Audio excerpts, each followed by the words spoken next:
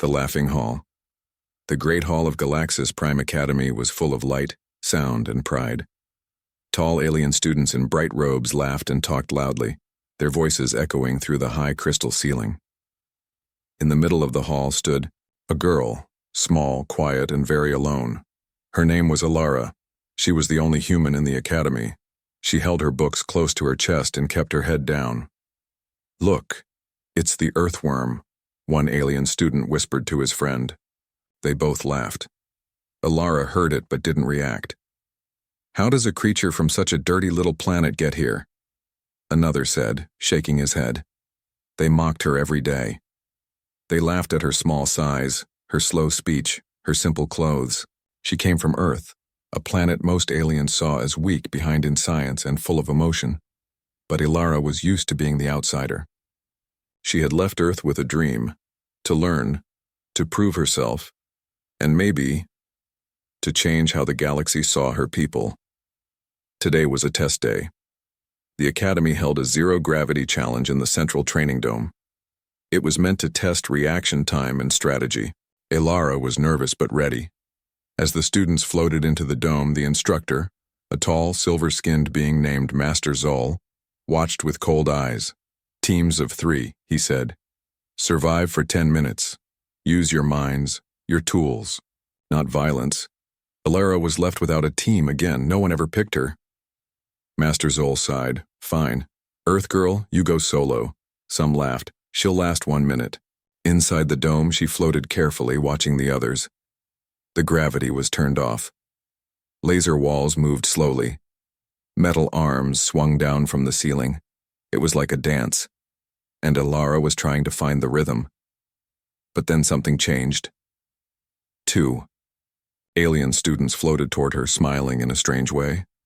"What are you doing?" she asked, her voice calm. They didn't answer. They triggered a hidden force field around her. Suddenly, she was trapped in a glowing blue box. No way out. Panic rose in her chest. The others laughed from outside. "Let's see how the little human handles this," one said. But then, silence. Alara's breathing slowed. Her mind focused. She looked at the wall, the pattern of the energy lines, the hum of the field. Something inside her clicked.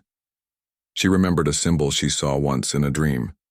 Lines, angles, movement. She moved her hands slowly, tracing the energy. Her fingers found a small, weak point. With a flick, the field glitched. Then, it vanished. She floated free. Outside, the laughter stopped. Alara didn't understand what she had just done. She only knew that she had felt connected. Like the field spoke to her in a strange language, and she had answered. Master Zol stood up. His eyes were wide. "Impossible," he whispered. The test ended. All students were called back to the hall. No one spoke. Alara landed softly, still confused. Her hands were shaking. One alien finally asked, "How did you break the field?" "That shouldn't be possible for a human." Alara looked up, unsure what to say. Then Master Zol stepped forward. He stared at her carefully, like he was trying to read her mind. "Where did you learn that?" he asked. I don't know," she replied. "It just happened." The silence grew heavier. Then, without warning, Alara's eyes shimmered. A soft blue glow, just for a second. No one was sure they saw it, but they all felt it. Whispers moved through the crowd. "Did you see that? Was that?" Master Zol turned away. His voice was low. Class dismissed. Alara stood alone again, but this time, no one laughed. The simulation breaker, the Academy skies were always perfect. Golden clouds floating above silver towers. But today the air felt heavier.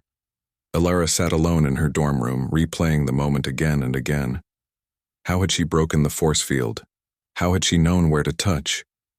And what was that strange glow in her eyes? Her reflection in the glass didn't answer. She didn't even look like someone powerful, just a human girl far from home, tired and unsure. A soft chime rang. "Student Alara, report to the observation chamber." said the cold voice of the Academy system. Her heart skipped. The observation chamber wasn't used for students. It was for high-level analysis and interrogations. As she walked through the glowing halls, students stared, but said nothing. Their silence was louder than their old laughter. Inside the chamber, everything was white and quiet. Master Zol stood beside two alien scientists with silver eyes and long necks. One held a thin device glowing with data. Zol didn't smile. "We've reviewed the simulation logs," he said. "No error found, no hack, no cheat. You broke a level 9 containment field, something even our top engineers struggle with." Alara stayed silent. "We're going to run another test," Zol continued. "This time with full observers." The walls shifted. A new room appeared, round, smooth, with no doors, just floating platforms and strange symbols in the air. "Enter," he said. Alara stepped in.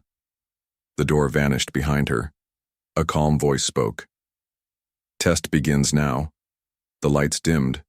Shapes appeared, puzzles, barriers, moving traps. This wasn't just a game. It was something else. Something designed to push the mind to its limits. Alara moved forward. One platform cracked beneath her. Another fired lasers in slow patterns. She ducked, rolled, and jumped. Not with power, but precision.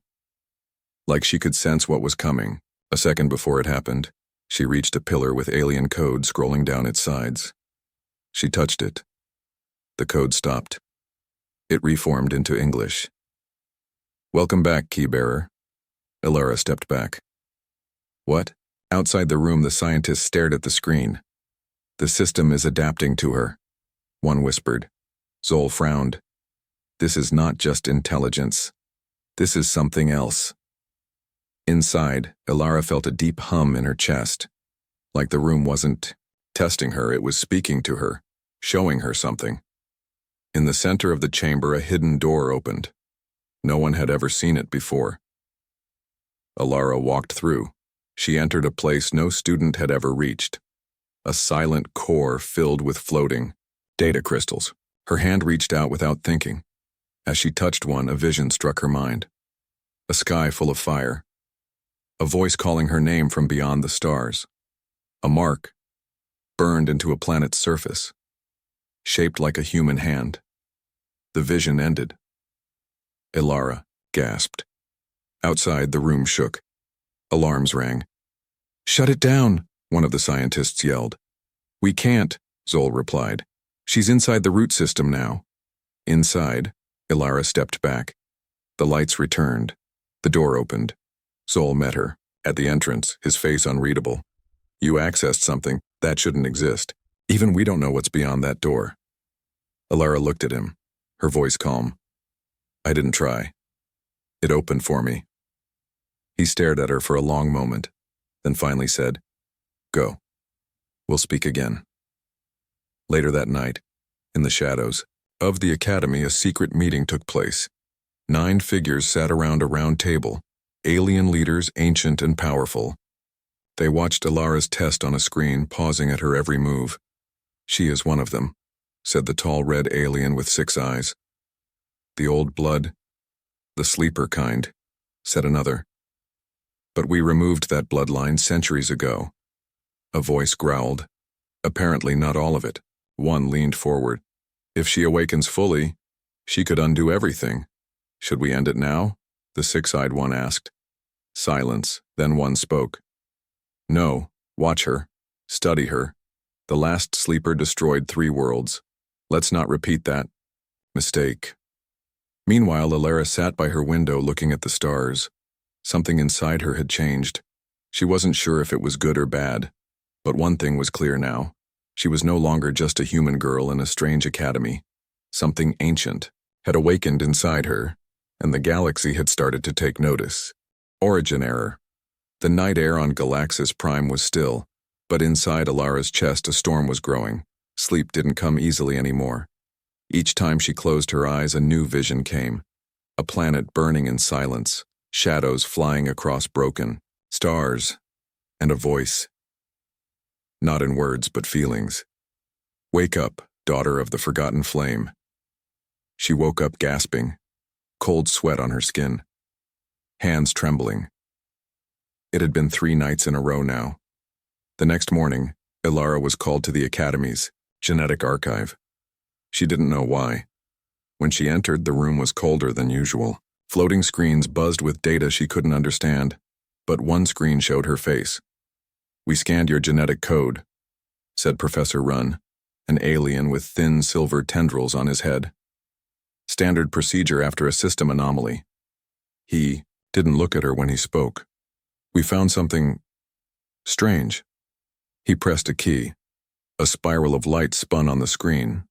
It looked like a helix, but it shimmered with red and blue flickers. "Your DNA is human," Runn said, "but not fully." Ilara frowned. "What does that mean?" He hesitated. "There's an ancient sequence hidden deep inside your genes. We've only seen it once before, and only in legend. It's called Code Alpha 7. It was thought extinct." "What is it?" Runn leaned closer. "A long time ago, before the Council ruled the stars, there were others, beings with strange powers. They were called Flamekind. No one knows if they were gods or something else. And you think I'm one of them?" "No," he said slowly. "I think you're a mistake. An origin error." Later that day, Ilara tried to find answers. She searched the Academy archives, but most files on Flamekind were restricted. Only one thing kept appearing in different languages. "Beware the sleepers. They do not burn until they do." That night, someone broke into her room. She was half asleep when she heard the soft hum of the door unlocking. She didn't move. Her breath slowed. A tall shadow crept inside. Metal in its hand. A small energy dagger, silent and deadly. Ilara's eyes opened, but before she could move, her body reacted on its own. In one blink, she was behind the attacker. In the next, the weapon was in her hand. The attacker turned in shock. "That's not possible." He reached for a device to teleport, but Ilara struck first, not with the dagger, with her mind. The room shimmered as blue energy pulsed from her skin. The walls shook, lights flickered. The attacker screamed and vanished into the air, disintegrated by a force he didn't understand. Ilara fell to her knees. She had never done that before, and worse, she had enjoyed it for one brief moment. Meanwhile, across the galaxy, a signal was sent from the Academy. It traveled in silence until it reached a cold moon. Deep below its surface, inside a prison made of black glass, something woke up. A single red eye opened. "A sleeper has activated," said a machine voice. A tall, thin creature stepped out from the shadows. Its skin was dark as space, and its bones glowed faintly under it. "Finally," it whispered, "the blood returns." Back at the Academy, Ilara sat alone on the roof. Master Zol approached quietly. "You defended yourself," he said. She didn't answer. "Do you know what you did?" "I don't even know what I am," she whispered. He sat beside her. For the first time, he looked human, tired, older. "I knew another like you, long ago. She also dreamed of fire. She also thought she was alone. What happened to her? She woke up too fast and she burned 3 cities. Ilara looked down. "Will that happen to me?" Zol didn't answer, but he placed something in her hand, a small crystal with a symbol inside it. A flame and a tear. "This is from the ancient vault. It's linked to your kind. Keep it close." As he walked away, Ilara whispered, "Am I dangerous?" Zol paused. "Not yet." In a secret chamber deep inside the Academy, the council met again. "She's waking," said one. "Then send the hunter," said another. "Before the fire spreads." A large shadow behind them nodded. His name was Drexen. Half machine, half warlord. He had hunted every known sleeper in the last 1,000 years, and now his next target was a human girl with a name no one would forget: Ilara. Council of 9 in the center of the galaxy, far from any star, floated a hollow planet made of black stone. No suns, no moons, no light, only a cold shadow drifting in silence. Inside that planet sat the most powerful beings in the known universe. They were called the Council of Nine. Each member ruled over a different sector of space. Ancient, wise, and ruthless, they had kept balance through fear, control, and silence for over 10,000 years. Now, that silence was broken. A giant holoscreen lit the room, showing footage from the Academy, the simulation chamber, the energy, pulse, the disintegration of the assassin, Ilara, a human. One of them slammed the table. This is not a child. This is a spark waiting to explode. Another nodded slowly. The code Alpha 7 was erased. How did it return? A third, older voice replied. It never left. It just went to sleep. For a moment, no one spoke. Then the head of the council, an ancient being called Savrak the Hollow, leaned forward. His voice was deep and hollow like wind through bones. She is not ready, Savrak said, but if she survives long enough, she will remember who she is. So we destroy her, said the six-eyed alien general. No, Savrak whispered. We test her. He raised a hand. A large figure stepped from the shadows. His body was armor. His heart was machine. Long scars covered his face. Red lights glowed where his eyes should be. Drexen, the flame hunter. She's just a girl, said one counselor. So were the others, Drexen replied, voice cold. Before they became gods. Meanwhile, on Galaxis Prime, Ilara stood at the edge of the Academy cliffs. The city below buzzed with floating ships and glowing towers. But above her, the stars felt distant and watching. Zol stood behind her. They're afraid of you now, he said. Ilara didn't answer. You should be afraid of yourself too. Am I becoming something else? She asked. No, Zol said. You're becoming who you were, always meant to be. Later that night, Ilara found a hidden message in her crystal. It was a voice. Female. Calm. Powerful. If you have found this crystal, you carry the flame. You are the last of us. But remember, power without memory is chaos. To find the truth, go to the Forgotten Vault. The message ended. Ilara's hands trembled. What vault? She snuck into the Academy archives, through the shadows, past silent AI guards. Deep underground, she found a sealed door with an ancient symbol, the flame and the tear. She pressed the crystal to the door. It opened. Inside was a chamber of ruins. Old. Technology. Symbols glowing with faint light. And a broken statue of a woman who looked almost human. But not quite. As Ilara stepped forward, the walls lit up with a map of the galaxy. A red mark glowed in the outer rim. The vault. Real. Hidden. Ancient. Behind her, something moved. A soft sound. Ilara turned. A shadow stood in the doorway. Not Zol. Not a student. Drexen. You shouldn't be here, he said. She backed away. Who are you? He stepped forward, heavy and calm. I kill sleepers. It's all I've done for 500 years. Ilara's heart pounded. Why? Because the last one turned half the galaxy into fire and ash. He reached for his weapon, a long black blade, humming with anti-energy. It could cut through force fields and living cells like air. Ilara raised her hand. Don't. He paused. Curious, what will you do, burn me? Ilara's eyes flickered blue. Not fire. Something older. The air bent around her. But before she could strike, Zol arrived, shouting, Enough! Drexen didn't flinch. She will destroy everything you built, Zol replied. Maybe that's what needs to happen. For a moment, the air stood still. Then Drexen vanished, teleported. Zol turned to Ilara. You found the vault coordinates? She nodded. Then we must leave. Now. Why? Because if you don't get there first, they will, and they will erase every piece of who you are. In orbit, Drexen stood inside his warship. He watched Ilara on the screen. He didn't blink. Let her run, he said. Let her search. It won't save her. Behind him, 9 ships powered up. The hunt had begun. Betrayal at dawn, the skies above Galaxis Prime were beginning to turn amber. It was early, too early for most to be awake. But Alara wasn't sleeping.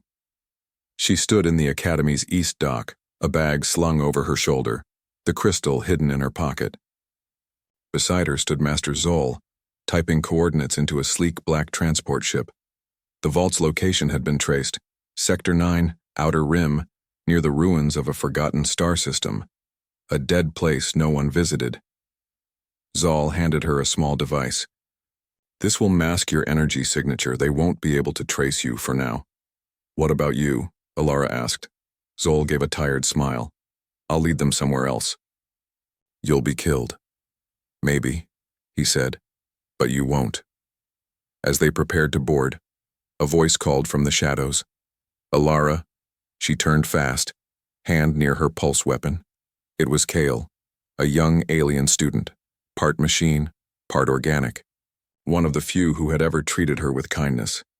He had helped her fix her comm device 2 months ago, had sat with her once when no one else would. You're leaving? He asked, breathless. She hesitated. I have to. Kyle looked at Zol, then back at her. They say you're dangerous now. She lowered her gaze. Maybe I am. Kyle stepped closer. Then let me come with you. Zol looked at him with sharp eyes. No. He's a friend, Alara said softly. Zol didn't speak. But after a moment he nodded once. They launched, into orbit just before sunrise. The Academy systems registered an outgoing craft, but the masking signal worked. For a few hours, space was quiet, but quiet didn't last. In the middle of a cold asteroid belt, the ship's warning system screamed. Incoming lock. Class 700 beacon. Zol's eyes narrowed. They found us. How? Alara asked. Kale was already at the control panel, typing fast. I'll reroute the nav core. The ship jolted. Energy blasts streaked past the windows. They're not warning shots, Zol said. They want you dead. They barely made it into hyperspace. Inside the stormy blue tunnel of faster-than-light travel, Zol exhaled and leaned back. Alara looked at Kale. Thank you. He smiled, but it didn't reach his eyes. Yeah, of course. Later, when Zol went to the engine room to check damage, Alara sat near the viewing window, staring at the blur of stars. Kale came beside her. Do you remember the first time we met? He asked. She smiled a little. You fixed my comm link. I thought you were showing off. I was. They both laughed softly. Then Kale grew quiet. Do you ever wish you were just normal? Every second, she whispered. But something inside me is waking up, and I can't stop it. Kale looked down. Then he pulled something from his sleeve. A small silver spike. Smooth. Sharp. He pressed it to her neck. Shock. Pain. Silence. Alara collapsed to the floor. Not unconscious, but paralyzed. She couldn't speak, couldn't move. Kyle stood above her. I didn't want it to be this way, he said, voice heavy with regret. But they said if I delivered you alive, they'd clear my brother's name. He's in a prison moon because of me. He knelt beside her. I really did like you, he whispered. But I can't lose my family. He pressed a second device to her chest. Teleportation beacon. Zol walked in. Too late. The flash of white light filled the room. Alara vanished. Zol screamed. Kale turned, weapon raised, but Zol didn't move. He just looked at him. Hollow. You've done something you can't undo. Kale lowered the weapon. I had no choice. You always have a choice, Zol said quietly. Then, without warning, Zol raised his hand. A blue wave of energy struck Kale, knocking him unconscious. Meanwhile, Alara woke up in a metal chamber, her arms and legs locked in stasis cuffs. Floating, Drones circled her slowly, scanning, studying. A voice came from the dark. I warned them. Drexen stepped into the light. They always get attached to something. Friends, teachers, family, and that's always their weakness. Ilara tried to speak, but the paralysis was still fading. Drexen circled her like a wolf. You don't know what you are yet. But I do. He tapped a button. A screen showed old footage. Grainy, chaotic. A woman with glowing eyes screaming in a forgotten tongue, tearing apart warships with invisible hands. Another sleeper. She burned a fleet in seconds. Then she smiled.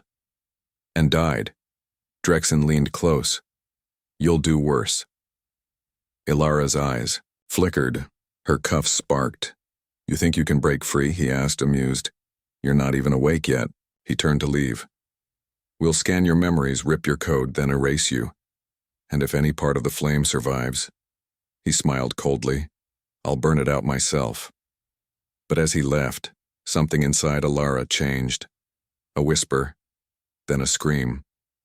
From within, her skin burned, not with fire but with light. The cuffs shattered.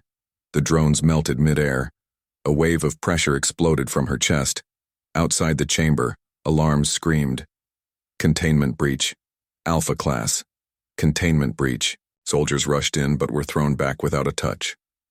Ilara stood in the smoke, eyes glowing like a dying star, floating, not walking, and her voice spoke, but it was layered, ancient, and deep.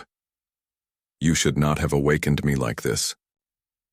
The unthinkable act, deep within the fractured space station known as Archeon Delta, the alarms had finally gone silent. Smoke lingered in the air. Walls had melted. Entire systems were fried. Ilara stood alone in the chamber where they had tried to erase her. Her hair drifted like it was underwater. Her eyes were no longer just blue. They glowed like twin suns, pulsing with a strange rhythm. Her breath calm. Her thoughts clearer than ever. For the first time, she wasn't afraid of what she had become. She walked through the halls, step by step, without resistance. Soldiers came to stop her, but their weapons failed. Lights blinked, then shattered. Gravity tilted in her presence. She wasn't walking through a station. She was rewriting it. Outside, Master Zol arrived in a stolen scout ship, locking onto her signal. He whispered to himself, "You're alive. Good. But if you're not in control, this could become a massacre." Ilara reached the central AI core of Archeon Delta. It was the heart of Council surveillance, the brain of the galactic network. A glowing sphere of data streams floated above a pit, guarded by anti-energy walls and quantum locks. She lifted a hand. Everything stopped. The locks powered down. The AI spoke. "You are unauthorized. Identification required." Ilara replied. Voice, layered with ancient code. "I am the daughter of the spark. I carry the first flame. Let the silence end." The core paused, then opened itself to her. Streams of data surged into her mind. Names, maps, secrets. She saw everything. The truth. The Council's lies. Their quiet destruction of entire species. The genocide of every flame kind. The imprisonment of her ancestors. And their next plan, to build a weapon powerful enough to erase memory itself from the universe. Zol's voice buzzed through her earpiece. "Ilara, listen to me. Get out. I'm inbound. Do not engage." But she wasn't listening. Her hands trembled, not with fear, but fury. She accessed the Council's live communication channel. In the high temple of the Council of Nine, a massive screen lit up. Ilara's face appeared. Her presence filled the chamber with static. Some councilors stood in shock, others in rage. Sovrak, the Hollow One, leaned forward. "So, you've finally awakened.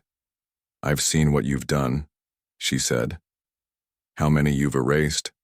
How many voices you've silenced." "The galaxy needed peace," another counselor replied coldly. "Flamekind brought chaos.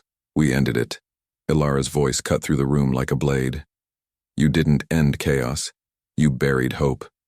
They laughed, a soft, arrogant sound. "You're just a spark, one said. A match in a storm. Then Alara said the words that no one had ever dared to speak.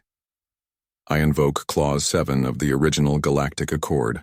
The room fell silent. The oldest counselor stood. That clause is forbidden. Not anymore, she said. I challenge this council. You're a student, a child, a human. And you, she interrupted, are murderers hiding behind robes and walls. Zol's ship arrived just as the core began to collapse behind her. She stepped into the bay and the ship shot toward the edge of space. But the damage was already done. Across the galaxy, broadcasts of her challenge were leaked by rebel satellites. Millions watched. Alien races who had suffered under the Council's silent rule now saw something new. A human girl, burning with forgotten power, standing alone against the galaxy's oldest rulers.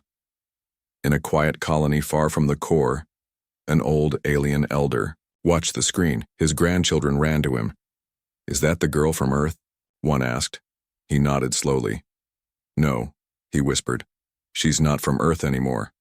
Back in council space, Sovrak stood with cold fury. She has declared war, he said. So we answer. He turned to his generals. Bring the Skybreaker. A massive AI warfleet, sealed for 10,000 years, began to wake up. On her ship, Alara sat in silence. Zol patched her wounds. What you did was unthinkable, he said. I know, she replied, and I'll do worse if I have to. Zol paused. Then they will come with everything. Good, she whispered. She opened her palm. The flame symbol on her crystal now glowed in perfect sync with the one etched on her skin. Because I'm done running. Rise of the spark. The galaxy was holding its breath. In the quiet between stars, across frozen moons and broken worlds, one name began to pass between voices. It was whispered in fear by rulers and shouted in hope by the forgotten Alara.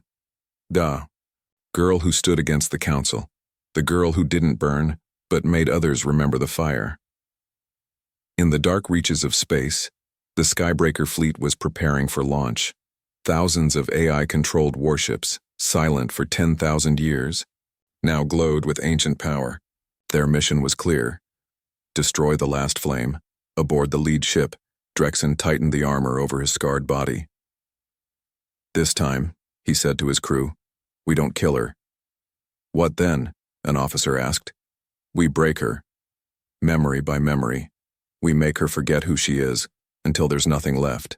Meanwhile, hidden deep in the ruins of the flame-kind vault, Alara stood surrounded by light. Her hands hovered over a pool of living energy.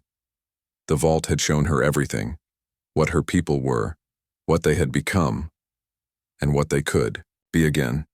Not gods, not rulers, sparks, seeds, creatures born to protect imagination, connection, and balance, until the council twisted the truth and called them dangerous. Zol waited behind her, quiet and watchful. The fleet is almost here, he said. I know. We can run. I won't. Alara turned. They erased our past, Zol. But they didn't destroy it. They buried it. Inside us. She placed the crystal into the pool. Instantly the chamber shook. Symbols burned into the air. Forgotten memories. Songs. Faces. Cities. Children. Flame-kind history came alive again. For the first time in millennia. And the power, the real power, didn't come from weapons. It came from memory, from truth, from the spark. On every planet, where the broadcast reached, something stirred. A young mechanic on a mining moon dropped his tools and whispered, "She's lighting the beacon." A hidden rebel leader on a desert world cried out, "It's time!" Entire alien species who had lived under council rule for generations began to move, not with violence, yet, but with purpose, with unity. The fleet reached the moon. Drexen stepped onto the surface with 1,000 soldiers behind him. "Bring her out," he ordered, but Alara stepped out on her own. No army, no weapons, just her cloaked in light and memory. She looked at him calm. "This is your last chance," she said. He laughed. "You think you've won? You're one spark. We're a storm." She smiled. Then let's see who survives the fire. And then, everything changed. Not with a sound, not with an explosion, with a shift. The stars themselves flickered, and across the galaxy, those who had felt the ancient spark inside them, humans, aliens, even machines, woke up. They remembered things that had been hidden, dreams that were stolen, connections that had been cut. One by one, they joined her, not physically, but through the pulse. The call, the awakening, and the council realized something far, far too late. She wasn't the last of the flame. She was the first to rise. Drexen's weapons failed, his fleet systems crashed, his soldiers, some fell to their knees crying. Others simply dropped their rifles, stunned by visions of past lives. In the air, symbols of flame-kind history hovered. Not propaganda. Memory. Zol whispered, "She's not just the spark. She's the flame reborn." Alara stepped forward, eyes pure white gold now. She didn't strike. She didn't destroy. She simply remembered. And she made them remember too. On the council's homeworld, screens burst with light. One by one, the 9 seats went dark. Leaders disappeared. Palaces crumbled. The old order, ended. Weeks later, across the stars, fires of war were gone. What came next wasn't perfect, but it was free. Nations rose, not from power, but memory. A flame passed hand to hand. As for Alara, no one knows exactly where she went. Some say she walks among lost planets, helping others remember their own spark. Some say she burned out, too bright, too fast. But others say that when the galaxy forgets itself again, when fear returns and truth is buried, she will rise once more. They mocked her in the open, the stories say, and then a human did the unthinkable.